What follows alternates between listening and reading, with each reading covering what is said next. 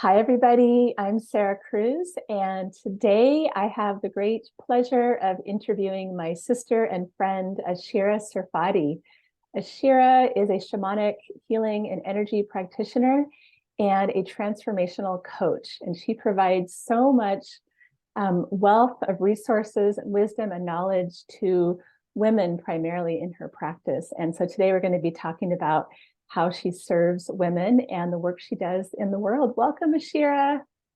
Hi, Sarah. It's so great to see you as usual. Nice to be here to connect. Oh, well, we have known each other for a long time. And over the years, especially lately, I've just really been watching you stepping into your beauty and your power in such a graceful way, serving women locally where you live and around the world. And one thing I've been watching you do that I'm so moved by is for many years, you've been taking people on retreats to Peru.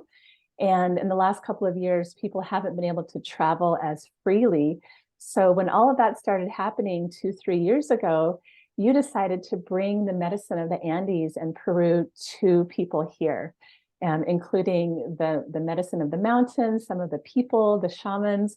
And that's just such a unique way of like bringing people to Peru, is to actually bring Peru to them.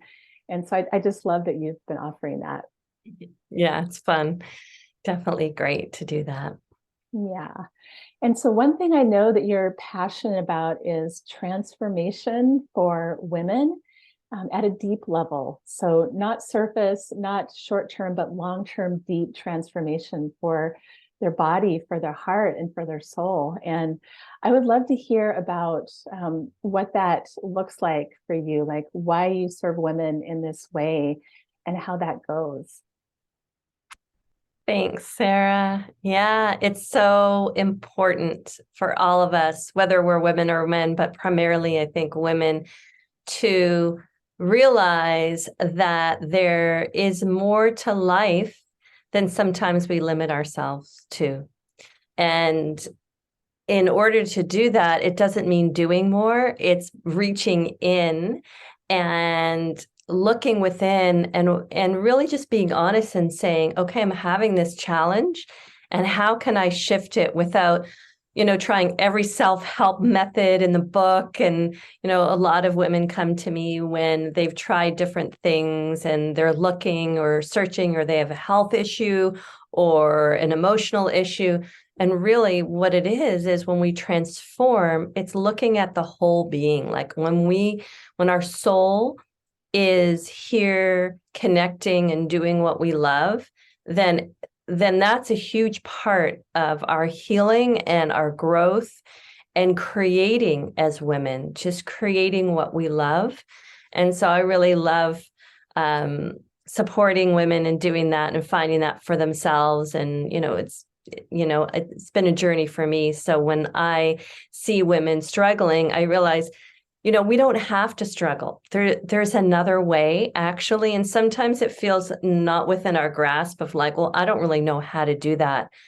And it's really quite simple and easy. It's not, complicated practices and 10 years of therapy. And not to say that that doesn't help, but there's something deeper that each of our soul is yearning for. And then when we really listen to that and allow it to grow, and I support women in helping that grow within them and clearing their blocks and what's out of the way, then everything starts to flow smoothly. So that's why I'm really passionate. And, when women are happy and doing with what they love, the world is definitely a better place.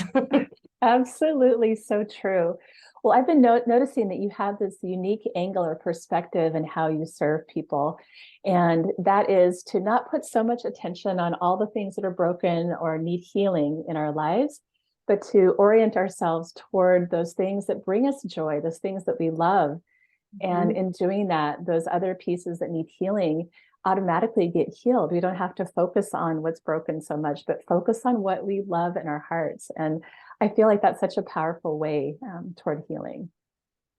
Yeah, absolutely. That's really the heart of it. Even though I do shamanic energy medicine and healing, it's not me that's really doing it anyway. I have a lot of support energetically, but at the crux of it is looking at what's in the way. And same with the coaching or any of the workshop, anything that I do, it's looking what's the block, but without having to spend so much time fixing the block. It can be as simple as, okay, that was a program I had since I was a child, and is it really true? And maybe there is some clearing that has to be done with that, but then really making sure we orient to what do we want to create, like what's in our heart. Because if we just do clearing, it doesn't really make space for what we're planting. It's the same in a garden. You can clear stuff out of the way, but the heart of it is the seeds that you're planting. So I love connecting with women and seeing what's in their heart, like what's that dream, or what's that passion, or where's the magic, and helping them reconnect with that on a deep level of their psychic and soul, where it's not just for an hour or an hour and a half session, but it opens a journey, like a journey of transformation. So I think that inspiration, because we all have a choice every moment to go toward the inspiration or go towards our worries and our fears. And, there's tons of problems we could focus on, or things that we think are wrong about ourselves or the world. And, it's not that we ignore that that's not there. We have to acknowledge it. But then a lot of times people kind of dwell in that, and then it becomes a full-time job to heal that. Whereas we have to give that attention, hold it with compassion, acknowledge it, look where it's from. And we didn't create it. It just, sum total of programs and experiences, and then move into inspiration. Like what's there underneath, that's really hasn't been able to be given the time of day. So yeah, it's about inspiration. I think when we're in inspiration, other things kind of fall away naturally anyway. So it's interesting that you're talking about that, because that's actually been the word on my mind today, is inspiration. And, now it's late fall and there's heaviness and darkness outside. And how do we find our inspiration when things might feel difficult or overwhelming? And so I think just being given some tools to move toward our inspiration, but also access it in every moment. And these are some of the ways that you support people. So before we dive into all the ways that you help people specifically, I want to hear more about your personal journey, Ashera, and what brought you to doing this work. Well, I could give you the long or the short, short version. I mean, I have gone through some major challenges in my life. It wasn't an easy journey for me. It wasn't given to me on a silver platter. I had to go through my own initiations and my own journey to transform, to really understand and be compassionate to people going through things. So for me, my journey began many, many years ago. As a child, I was really intuitive, actually, and I could see a lot of things. And even though that was a gift, it was actually didn't feel like it. It was very hard because I could see a lot of darkness and challenges or conversations that people had. And I had to, at some point, shut it out for a while until I was ready to know how to work with it. And then over the years, I, went into Ayurveda and yoga, and the healing path found me because of the challenges I had with depression. And so I was just called to go deeper and look at what was really going on my soul level. And I could have said, oh, this is just from my family. This is from this. And yes, all those things were part of the picture, but I knew that there was something deeper. So it took me on a long journey and of my own healing and self-discovery, and then being called through a series of crises to the shamanic path myself, and to delve into studies, to then eventually living in the Andes of Peru and working with the medicine people. and also having overcome a chronic health condition that I had that I could have ended up in the hospital and dying really. And over the years, I really learned what was it on the deep level that I had to claim about life, truly, besides, taking herbs and healing modalities and things that I knew. How could I get these to go deep in my body? And because I knew that we can heal anything just like that if our energy is aligned with it. So I really went through it and learned that. So it took me on a journey.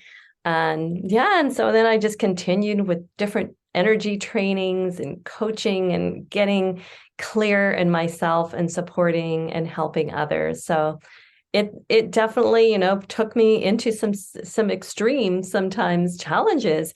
But my teacher was definitely spirit, and but along with a lot of training. So it brought me to the path, and that's kind of how it's gone. It's been an amazing journey, Ashera. And when I see you, you really are walking the talk. What you teach in your classes, your workshops, your one-on-one sessions, like your life experiences have you be able to share authentically, because you've experienced these different things that so many people experience in life. And I think that gives you this unique perspective and ability. So will you share with us a bit more about your services, your offering? I know you have this amazing a couple of different online programs, but one of them is your Creatrix coaching. That's a group online program. Can you tell us more about that?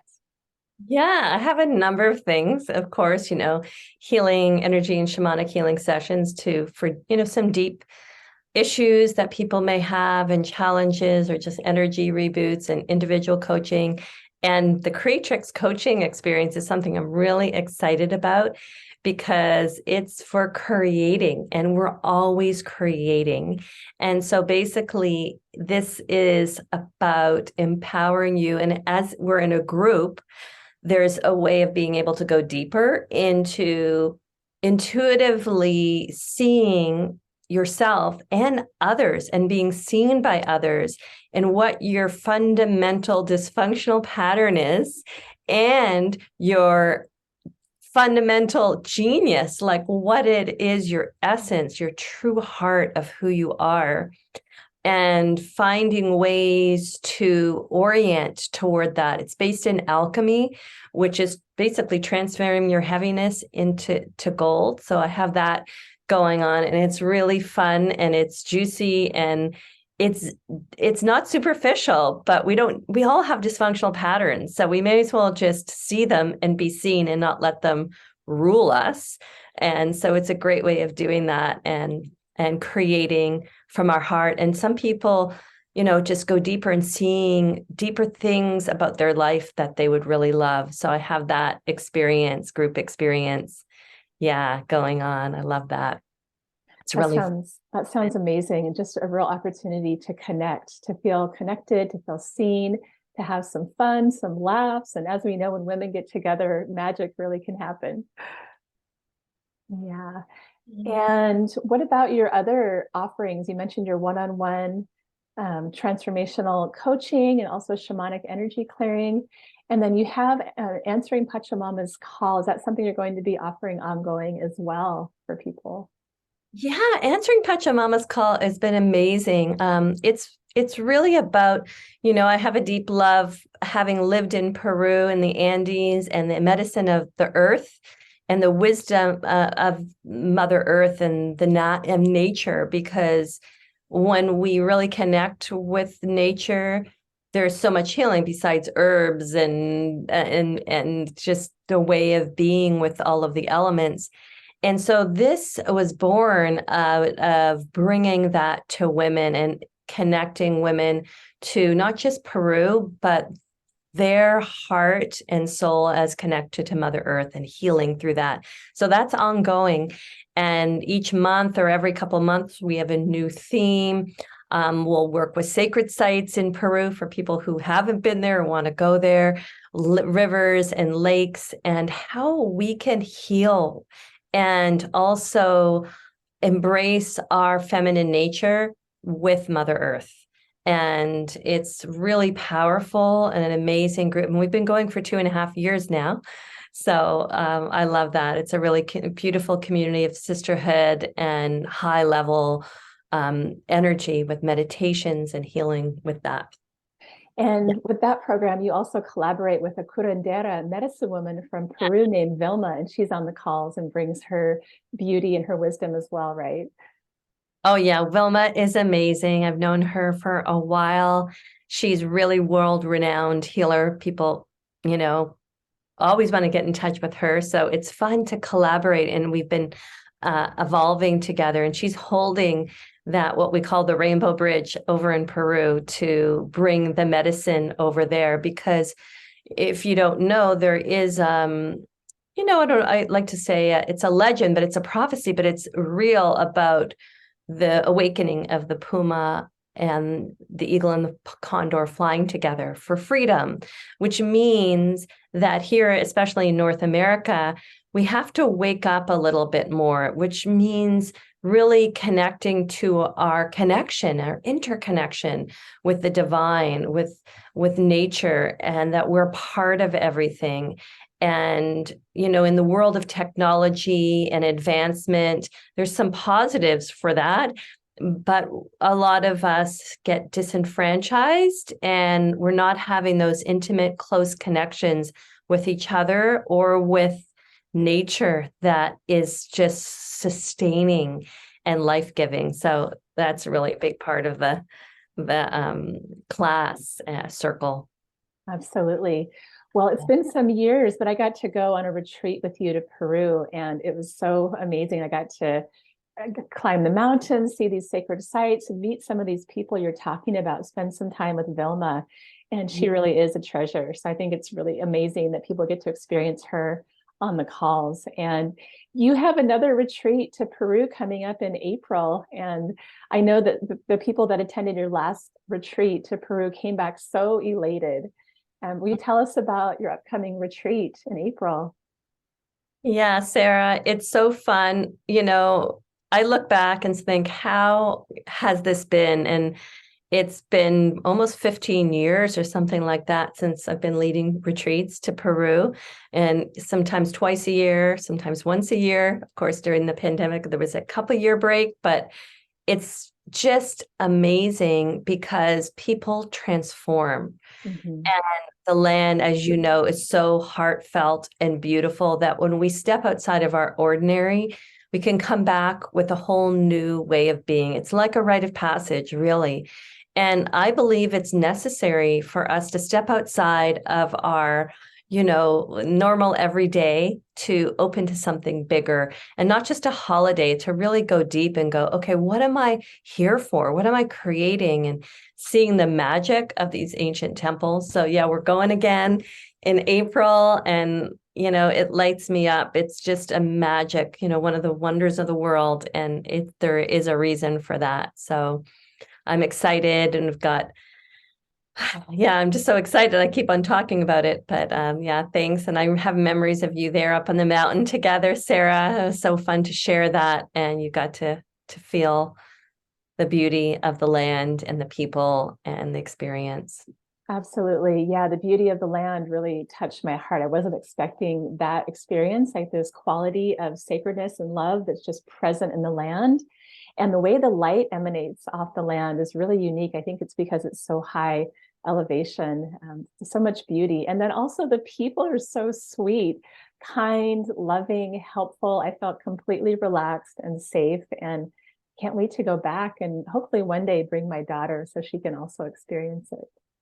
Yeah, I'd love to have her there. I mean, and it's such a beautiful place for everybody to go, but especially women, because it really embraces that energy of what Pachamama is, Mother Earth, the divine mother, the energy of love, because the land is so rich and supportive in so many ways. And people come there and they say, I just feel so held being here. And, you bring that with you home always, because once you're there, the mountains are always supporting you and connecting in a way. And It's very easy to drop deep into meditation and meditative states there. You don't even have to be a meditator, which I love. It's just like the frequency is very, very high. It's very high. And when I used to live in Hawaii, when I would come back, I would think about being this ambassador of aloha, like bringing the aloha vibrations back with me. And it's the same with Peru. There's so much goodness that people bring back when they come back from Peru. It's not like the trip is over, but they get to be that ambassador or representative for that great energy and then share it with people in their lives here, which I just think is so special. Mm-hmm. So thank you for this amazing work that you're doing in the world, Ashera. I feel like it really has impact, and that when we heal ourselves, the whole world benefits. So how can people get in touch with you if they want to learn more about participating in some of your offerings or finding out about your Peru retreat? Yeah. Well, you can, if you're interested in Peru, definitely get in touch, have a call, and you can get in touch with me if you want to have a free discovery call and just find out what you could use to support you on your journey and move more in toward inspiration. And there's no reason that anybody should be suffering. I think there's a whole world that we have available to us. And if I had known what I know now, I earlier, I would have been just so grateful. I had a lot of great teachers on the way, but you can find me just on my website, www.luminosityhealingarts.com, and get in touch with me, have a discovery call, or download some free resources. And I just would love to get to know you, to support you on your journey. I really love the work I do. I feel very, very blessed. And I think everybody can be blessed in going toward their heart and doing what they love, whether it's in a job or just an approach to life, and it does require some support sometimes, it really does, to keep us on that track and inspiring one another. So thanks, Sarah. Absolutely. Well, I feel like we all need support at different times, even if we have had a lot of life experiences. I think this whole life is about learning and getting support and care along the way. So thank you for offering that, Ashera. And before we conclude today, any last words or tidbits you want to share with people today? Yeah, I really think that we're here. Each of us has a unique essence. And that essence is unique to us. It's our own light. And we're here to claim that and really be authentically who we are, nobody else, and really find those ways and things and approaches that light us up.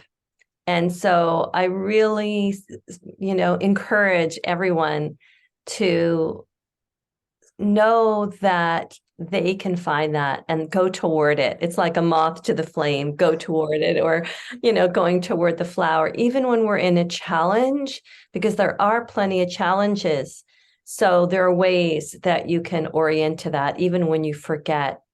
I'm remembering an African proverb that said something like, when you forget your song, the community or a friend sings your song back to you. It's kind of like a reflection, because when we meet our soul, everything just, our true essence and we really expand and grow, and life becomes more of a pleasure. And it just doesn't happen by default. I just want to say that, because I had many challenges and I couldn't get there on my own some days. So there are ways, though, that are little hacks and ways that we can do that and support each other. So that's what I want to encourage everybody. And I know you do that, Sarah, because you always go towards all your nourishing practices and the sweetness of life. And so, yeah, let's be those hummingbirds and go for those sweet flowers. In the Andes, they say the hummingbird travels far, but how do they do it? They do it on the sweetness of life. Oh, That's basically the message for myself and for everybody, as life becomes more and faster, that we slow down and remember what the sweetness really is. Mm, thank you. I got goosebumps when you said that. Thank you so much, Ashera. It's been really fun sitting with you today. Thank you for the work you do in the world. I just have so much honor and respect for you. Likewise, dear one. Thank you for being here and in my life. And yeah, thank you. Until we meet again, thank you.